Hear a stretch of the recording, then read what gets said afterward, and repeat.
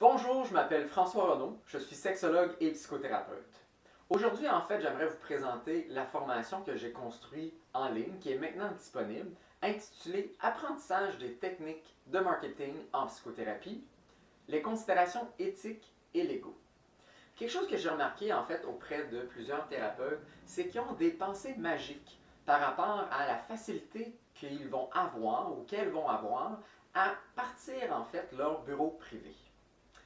Plusieurs, en fait, psychologues, thérapeutes, tout confondu, psychothérapeutes, ont leur permis en main, ont leur diplôme, se louent un bureau et s'attendent en fait à ce que le roulement de la clientèle se fasse relativement facilement, sans trop faire de publicité. Malheureusement, en fait, ce n'est pas la réalité de plusieurs thérapeutes. En fait, au Québec, 80% des travailleurs autonomes qui se partent en entreprise, en affaires, font faillite. Est-ce que ça a peut-être déjà été votre crainte? Ou est-ce que ce l'est peut-être même présentement par rapport à débuter votre pratique privée? Eh bien, c'est tout à fait normal. Parce que la majorité des formations en psychothérapie ont peu de formations par rapport au marketing, par rapport à la gestion des finances, par rapport à l'aspect déontologique et éthique de sa relation avec l'argent et l'influence que ça peut avoir auprès de nos clients. C'est pour ça en fait que j'ai monté cette formation-là. Parce que même par rapport à la vision qu'on a des thérapeutes, même le mot tantôt que j'ai utilisé, entrepreneur, par rapport à être psychothérapeute, on a de la difficulté souvent à marier ces deux termes ensemble. On se sent mal à l'aise. C'est un tabou en fait dans nos professions respectives. On a de la difficulté en fait à se voir en tant qu'entrepreneur. Mais pourtant, c'est ça que nous sommes en tant que travailleurs autonomes. On vend des services. Et puis, en fait, ne pas parler de ça amène justement des difficultés, non seulement financières pour plusieurs d'entre nous, mais aussi de l'anxiété. Puis cette anxiété-là va influencer la manière qu'on se présente. La manière qu'on se présente, les interventions qu'on va faire, vont aussi influencer l'alliance thérapeutique. Ça va aussi en fait influencer nos interventions qu'on va faire. Ça va influencer aussi notre bien-être personnel, qui va nécessairement influencer notre bien-être professionnel et aussi notre pratique privée. Donc, ce que j'offre en fait dans cette formation-ci, c'est justement des outils pour bien partir en fait sa pratique privée au niveau publicitaire et marketing, tout en gardant en tête en fait les aspects éthiques, déontologiques et légaux en fait de partir sa pratique privée. On travaille justement l'image professionnelle que vous voulez avoir.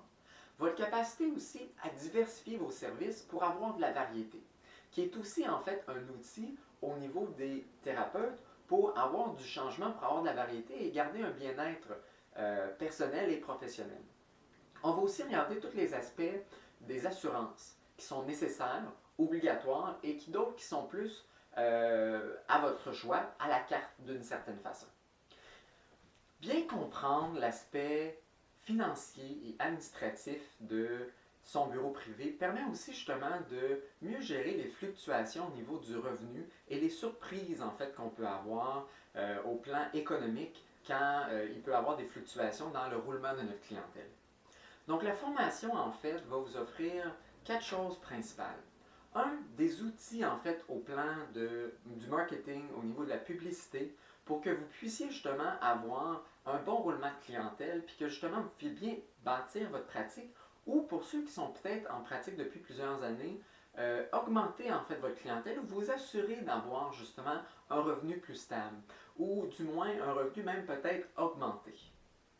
La deuxième partie, en fait, ou le deuxième objectif de cette formation-là, c'est vraiment d'apprendre à vous vendre, d'être capable justement d'être à l'aise avec ça, mais de le faire de façon justement déontologique et éthique. Et comment ça vient influencer davantage l'aspect thérapeutique, vos interventions et la qualité et vos compétences comme thérapeute.